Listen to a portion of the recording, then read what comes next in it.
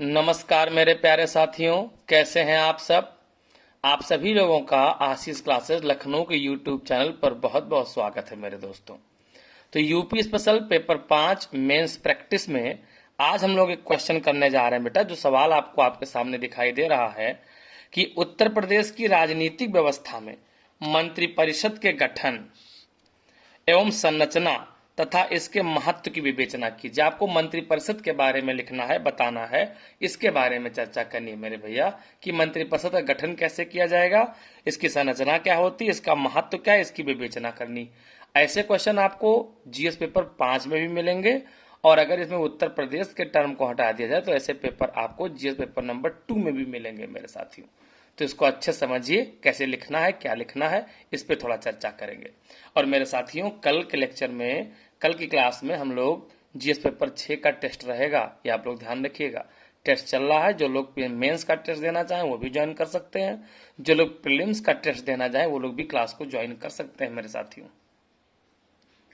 तो अब हम लोगों को देखना है कि संरचना क्या है मंत्रिपरिषद का। तो देखो, हम लोगों को पता है बेटा कि हमारे यहाँ उत्तर प्रदेश में अगर शासन व्यवस्था को देखें तो सरकार के कुल कितने अंग होते हैं। सरकार के 3 अंग होते हैं, विधायिका, कार्यपालिका, न्यायपालिका। ये थोड़ा सा चार्ट पे हम दिखा देंगे तुरंत। विधायिका में कौन कौन होता है, राज्यपाल, विधानसभा और विधान परिषद। आर्टिकल सहित दिखा देंगे। यहाँ विधायिका में हम लिख देंगे आर्टिकल 168। फिर कार्यपालिका में राज्यपाल हैं, मुख्यमंत्री एवं मंत्रिपरिषद है, फिर महाधिवक्ता है। न्यायपालिका में वैसे तो हमारे यहाँ उच्च न्यायालय है और उसके बाद फिर अधीनस्थ न्यायालय। तो अब देखो, भारत में क्या अपनाया गया बेटा, सहकारी संघवाद को स्वीकार किया गया है, जिसके तहत केंद्र और राज्य के मध्य शक्तियों का बंटवारा किया गया है। कानून बनाने के लिए विषयों को 3 भागों में बांटा गया, जिसमें से राज्य सूची के विषय पर कानून बनाने का अधिकार विधानमंडल के पास है। इसके अलावा इसमें यह भी बढ़ा सकते हो आप कि समवर्ती सूची पर भी कानून बनाने का अधिकार किसके पास है, तो विधानमंडल के पास है। विधानमंडल के निम्न सदन यानी विधानसभा में जो बहुमत दल का नेता होता है उसको राज्यपाल मुख्यमंत्री के रूप में नियुक्त करते हैं और मंत्रिपरिषद के अन्य सदस्यों की नियुक्ति किसके द्वारा भैया, तो राज्यपाल के द्वारा की जाती है। किसके परामर्श पर भैया, मुख्यमंत्री के परामर्श पर की जाती है। अब मंत्रिपरिषद जो होती है, इस मंत्रिपरिषद में कौन कौन होता है, तो इस मंत्रिपरिषद में कैबिनेट मंत्री होते हैं, राज्य मंत्री में स्वतंत्र प्रभार और अधीनस्थ होते हैं और उप मंत्री होते हैं। मंत्रिपरिषद में 3 प्रकार के मंत्री शामिल होते हैं। कैबिनेट मंत्री अपने मंत्रालय के सरप्रमुख होते हैं और मुख्यमंत्री के सलाह पर कार्य करते हैं। दूसरे होते हैं राज्य मंत्री। ये 2 प्रकार के होते हैं, स्वतंत्र प्रभार, सीधे मुख्यमंत्री के नियंत्रण में रहते हैं, अधीनस्थ, ये सीधे कैबिनेट मंत्री के नियंत्रण में होते हैं, उन्हीं के अधीन में रहते हैं। फिर है उपमंत्री, ये प्रशिक्षण हेतु बनाया गया पद होता है। अब क्या लिखना है, तो देखो, प्रायः विधानसभा के सदस्यों को मंत्रिपरिषद में शामिल किया जाता है, परंतु विधान परिषद के सदस्यों को भी इसमें शामिल किया जा सकता है।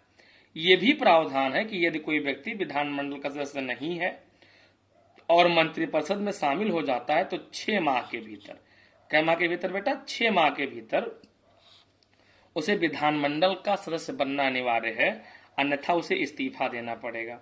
संविधान के 91वें संशोधन 2003 के द्वारा ये प्रावधान किया गया है कि मंत्रिपरिषद में अधिकतम विधानसभा का 15% और न्यूनतम 12 सदस्य होना चाहिए।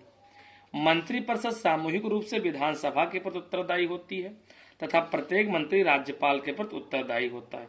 यदि विधानसभा में अविश्वास प्रस्ताव पास हो जाए तो मंत्रिपरिषद को इस्तीफा देना पड़ सकता है। तो इतना तो हम लोग लिखेंगे तो ये हो जाएगा कि हाँ, मंत्रिपरिषद के बारे में। अब उसके कार्य पूछा है भैया, तो उत्तर प्रदेश में मंत्रिपरिषद एक महत्वपूर्ण संस्था है और निम्न प्रकार से महत्वपूर्ण है। कैसे, नीति निर्माण के रूप में कार्य करती है और भैया प्रशासनिक उत्तरदायित्व इसके पास, प्रत्येक मंत्री के पास अपने मंत्रालय का दायित्व होता है, कार्य का विभाजन होता है, प्रतिनिधित्व एवं भागीदारी होती है, विधायी कार्यों का निर्वहन होता है, समन्वय एवं सहयोग होता है, संकट प्रबंधन इत्यादि कार्यों का निर्वहन राज्य मंत्रिपरिषद द्वारा किया जाता है। इस प्रकार राज्य की कार्यपालिका शक्ति में मंत्रिपरिषद एक महत्वपूर्ण संस्था है जिस पर सभी राजनीतिक प्रशासनिक व्यवस्था की जिम्मेदारी होती। ये कंक्लूजन में लिखोगे तो आपको अच्छा नंबर मिलेगा। तो प्रीलिम्स या मेंस कोई भी एसटी देने के लिए आप आशीष क्लासेस लखनऊ से संपर्क करें। थैंक यू मेरे साथियों, धन्यवाद।